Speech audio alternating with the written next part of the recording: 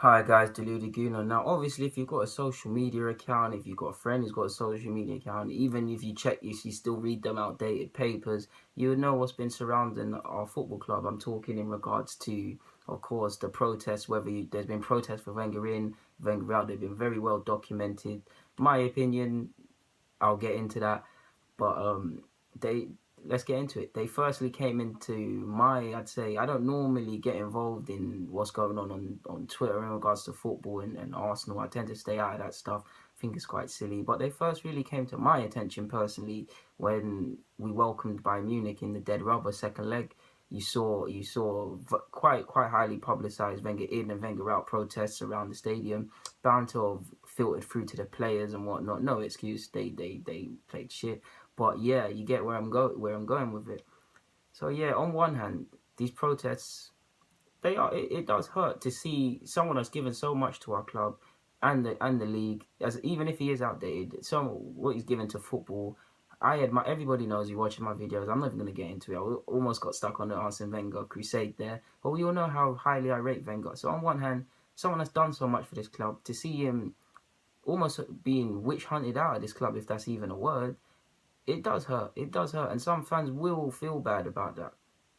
But on the other, even though it's not exactly 13, I mean it is, but if we look at the micro as opposed to the macro, it's not. When the guy calls it a day, you'll see how great the job he's done is. But on the basis of 13 years, no major trophies, you take the rough with the smooth, the good with the bad in the job.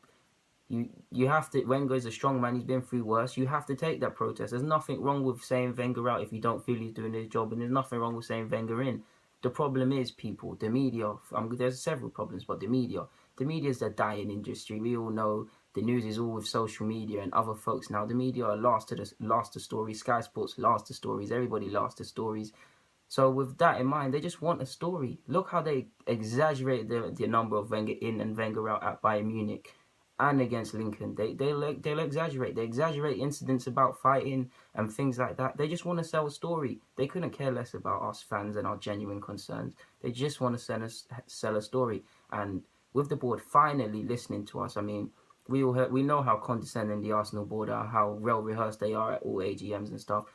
On the basis that as minimal as it is, the fact that the board had to come and give a statement and listen shows that we got a reaction. So both sets of fans, I applaud you, whether you're doing Wenger in or Wenger out. I want you to keep it up, because this is a chance to really bring about some changes in future when stuff like this happens. Fans can be listened to. I don't think Arsenal listen to fans, so keep it up. But the media has to be one we have to be wary of, because they just want to. Arsenal fans, we haven't got a good rep. We're painted as emotionally unstable idiots.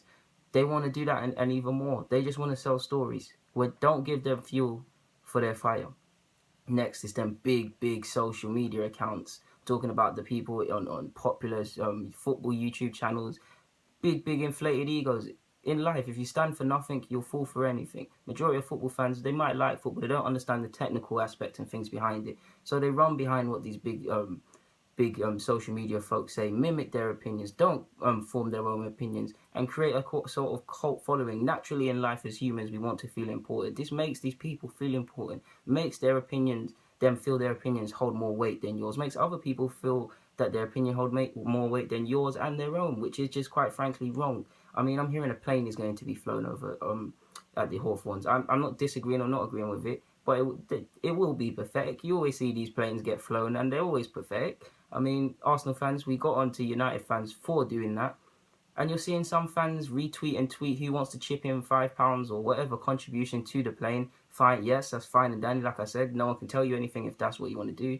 But any change that happens, the fans who organise that or whatever, or the big social media accounts, like I said, they're going to think their actions were more important than yours. Their voice is louder than yours. Their voice brought about more change than yours and helped bring about change, which is wrong. Every fan, we're all as important as the other. We all have a voice.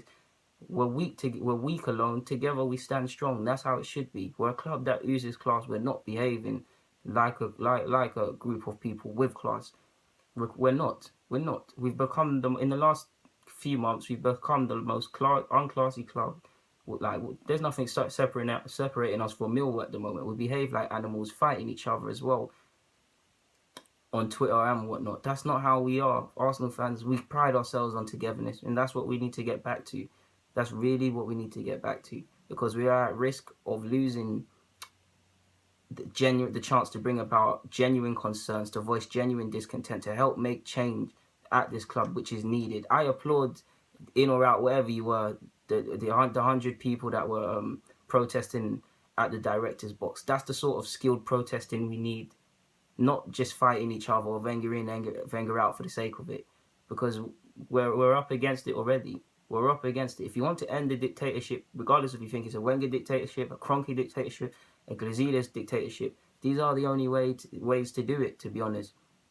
And I'm seeing some fans wanting us to lose. I mean, you say, like I said, not getting onto in or out, like I criticize and praise them both, but does it make any sense if you say it's Arsenal FC, it's not Wenger FC, but you want us to lose because Wenger's in charge?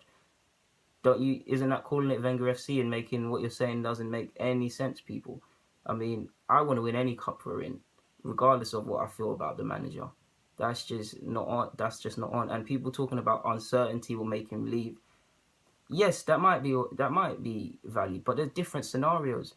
Do you really think Wenger would leave? If he might do, but do you really think there is a scenario that he may not leave if we slip out of the top four and the uncertainty is even more at our club? He loves this club. Bear that in mind before I finish the point. Like I said, he loves the club. Uncertainty of being out of the top four, etc. Key players out of contract, the opportunity to rebuild again, or the need to rebuild again, better said. Do you not feel there's by that scenario, there's more chance Wenger stays? So we need to use our common sense. In my opinion, use our common sense. I don't feel that there's anything wrong with protesting, regardless of your side, in or out. But we just need to support the club, support the team first and foremost. Protest after or before. No in-house fighting. The Luguna, I'm signing out. These protests, while I praise them, the way they're going about it to a degree is quite silly. But yeah, the Luguna signing out. Subscribe, follow. Hope you enjoyed.